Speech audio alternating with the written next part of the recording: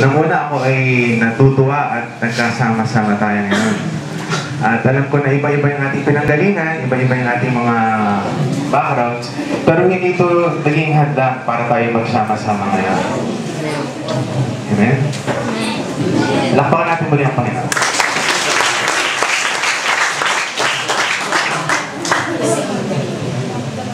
Ang ating topic ngayon, di ba ang ating team Get the Master's Key?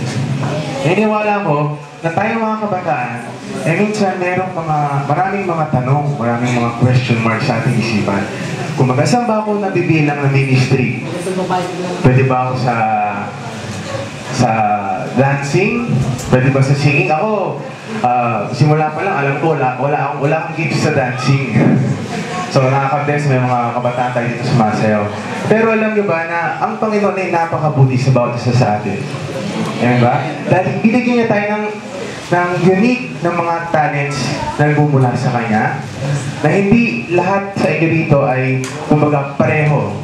Tayo ay iba sa kapwa natin. Dahil may binigay ang Panginoon na certain gifts sa bawat isa sa atin. Amen? So napakasaya na tayo ay ginawa ng Panginoon na ganito tayo. We are fearfully and wonderfully made by God. So lahat ng sangkap mo, ano man yung katangian mo, lahat na ibinigay ng Panginoon. So dapat natin ipagpasalamat.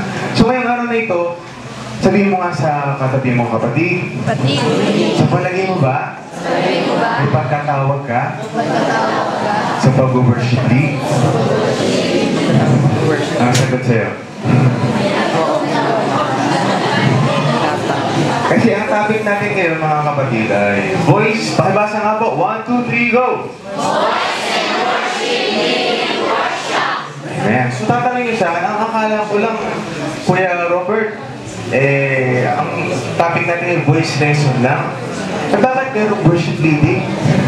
Kasi naniniwala ko na bilang mga kabataan, dapat magkakaroon tayo ng mindset na kaya tayo natututo umawi. Para ito'y gamitin sa kaluwalhatian ng Panginoon. At isa sa mga ministry na pwede natin magpuntahan ay pwede kayo sa backups, pwede rin kayo mag-worship lead. So ito yung ating workshop na yan. So unahin muna natin ang worship leading or leading in worship. Ang sabi sa Juan 4:23, pakibasa nga. Ngunit darating ang panahon ngayon na sasamba sa Kanya sa Espiritu at katotohanan. Sapagkat ito ang hinahanap ng mga sumasamba sa Kanya. Ang Diyos ay Espiritu at dapat sambangin sa Espiritu at katotohanan. Sino rin hinahanap ng Panginoon? Mga tunay na sumasamba. So sino itong mga tunay na sumasamba sa Panginoon? Amen. Hallelujah. So ito yung hinahanap ng Panginoon. So maaaring nagsimula kayo bilang musician, humahawak kayo ng gitara, nagpapiano kayo, diba? O kaya maaaring dancer na kayo sa simbahan. Pero ang hinahanap ng Panginoon, hindi yung skills niyo, yung hinahanap niya, yung tunay na pagsamba. Isipin niyo halimbawa, habang ko ay tumutugtog ng gitara o pumapalo ng tambourine, pag inalis ko yung tambourine ninyo, makakapagpuri pa rin ba kayo sa Panginoon? Kapag inalis ba yung gitara, magtataas ba yung kamay mo at sasambahin mo ang Diyos? So yun ang hinahanap ng Panginoon. Kahit na anong hawakan mo na ipagkatawala siya ng Panginoon, kung baga magpupuri ka pa rin sa Kanya, no matter what. Amen ba? So dapat tayong maging tunay na sumasamba sa Kanya. Ang first key, di ba, get the master's key? Ang first key na dapat nating malaman ay magkaroon tayo ng confidence in Christ. Sasabihin, noon kasi, nilagay ko dyan, self-confidence. Pero alam niyo ba sa Bible, ang sinasabi dito ay, pakibasa nga, sa Hebrews 4:16. Let us approach confidence so that we may receive mercy and find grace to help us in time of need. Yan, di ba kapag tayo ay, halimbawa, unang-unang first time pinatayo sa harapan, o kakanta ka ngayon, nasa harapan ka na. Di ba nanginginig yung mga tuhod natin, parang kinakabahan tayo? Di ba? Pero sabi dito, approach the throne of grace with confidence. So dapat with confidence tayong pupunta sa harapan. Para yung kailangan natin, in time of need, ang Diyos, yung awa niya ay tutulungan tayo. Pakibasa nga ulit. Confidence is a dynamic character that can often spell the difference between accomplishment and failure. Yung pangalawa po, for a person,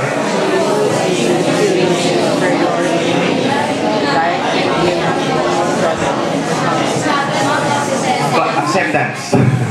Okay. So sabi ko sa binasa natin, confidence ang nag-determine sa inyo mga kabataan kahit sa aming mga nakatayo na sa harapan.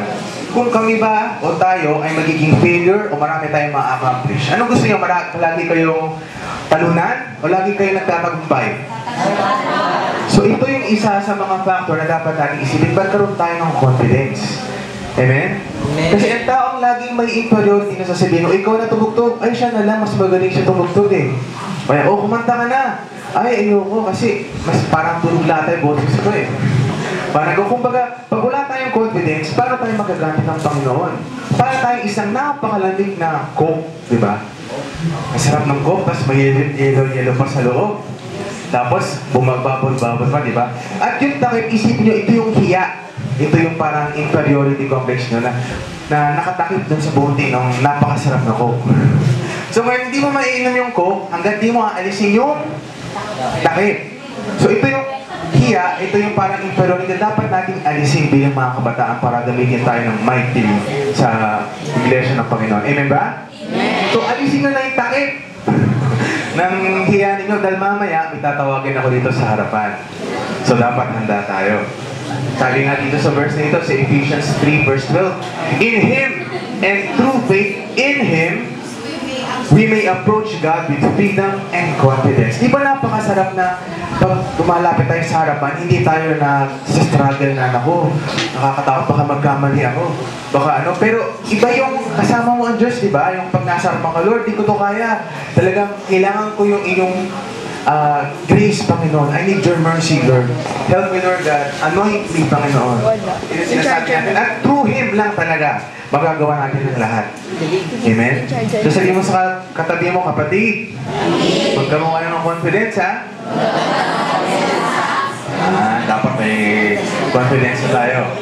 Kasi alam nyo ba, si Jesus, we are called Christians, di ba mga kapatid? Amen. Well, called Christians.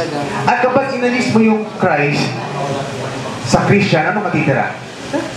I am nothing. Christians tayo, di ba? Pag inalis mo yung Christ sa Christian, anong may matitira? I-A-N. I-A-N. Anong ibig sabihin ng I-A-N? I am nothing. I am nothing. Pag wala si Kristo sa iyo, mga kapatid, We are nothing. I am nothing. Sabihin mo nga, I am nothing I am nothing without Christ. without Kaya kailangan natin si Kristo. Amen. Amen. Palakpakan natin ang ating Diyos.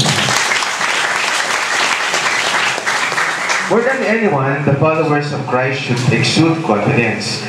Kahit na tayong mga believers ay minsan merong mga pagdududa sa mga insecurities, dapat yung confidence ang mag-dominate sa ating character. Tulad na lang ni Kristo, di ba, we're called Christians. Na si Kristo ba ay nagpapagaling ng may napoposes? Sabi niya ba, may napoposes sa loob ng bahay, papasok siya, ay, huwag na lang, natatakot ako eh. Ganun ba si Jesus? Di ba hindi? Si Jesus nung siya ay papalapit na doon sa napoposes,